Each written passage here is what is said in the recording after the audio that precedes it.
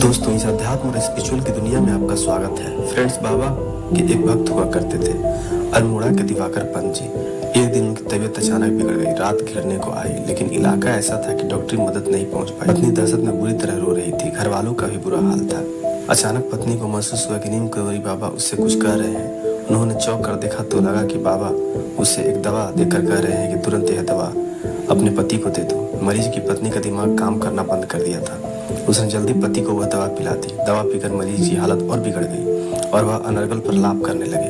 परिजन पत्नी को कोसने लगे कि पहले तो इतनी हालत बुरी नहीं थी, जाने तुमने क्या पिला दिया।